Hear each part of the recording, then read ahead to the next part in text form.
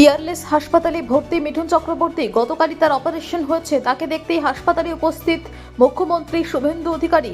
সেখানে গিয়ে কথা বলেন দায়িত্বপ্রাপ্ত চিকিৎসকদের সঙ্গে, দেখা করেন মিঠুন চক্রবর্তীর সঙ্গেও। উনি পশ্চিমবাংলার সম্পদ তো বটেই, ওটা ভারতবর্ষ ওনার প্রচুর ফ্যান ফলোয়ার্স রয়েছে। আর এবারে রাষ্ট্রবাদী হসপিটালে নয় না, রাষ্ট্রবাদী সরকার আনার পিছনে ওনার কন্ট্রিবিউশন রয়েছে।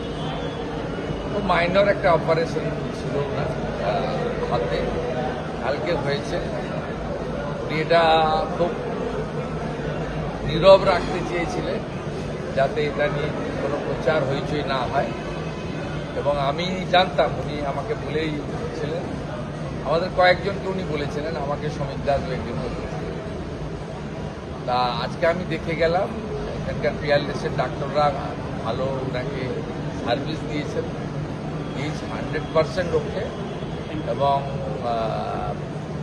উনি বিকেলের দিকে আজকে নিউ টাউনে যেখানে থাকেন ওখানে রেস্ট নিতে চলে যাবেন, বিকেলের দিকে চলে যাবেন। আমি রিকোয়েস্ট করবো আর ওনাকে যেন কেউ অন্তত 2 দিন কেউ ডিস্টার্ব না করে, রেস্ট নেওয়া দরকার।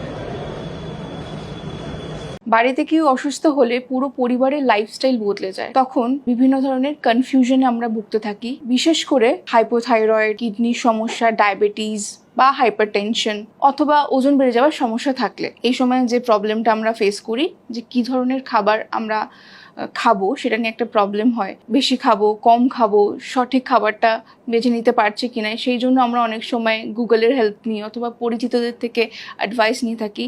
কিন্তু এই ধরনের ইনফরমেশন থেকে আমাদের কিন্তু উইকনেস আসতে পারে। সেই জন্যই আমরা একটা লাইভ ওয়েবিনারের অ্যারেঞ্জ করেছি। সেখানে কোন রোগের ক্ষেত্রে কোন ডায়েট এবং কোনটা বেছে নিলে আপনাদের ক্ষেত্রে সঠিক হবে, এবং কোন খাবারটা খেলে আমাদের ডায়েটে ভুল হচ্ছে, এবং আমাদের ফ্যামিলি বেসড কোন খাবার, মানে কী রকমের রেসিপি আমরা ব্যবহার করতে পারি, এইসব বিষয়ে একটা ক্লিয়ার গাইডেন্স দেওয়ার জন্য আমাদের ওয়েবিনারে অ্যারেঞ্জ করা। আপনারা জয়েন করতে চাইলে আপনারা গিভেন ডেসক্রিপশনে আপনারা জয়েন করতে পারেন। ধন্যবাদ।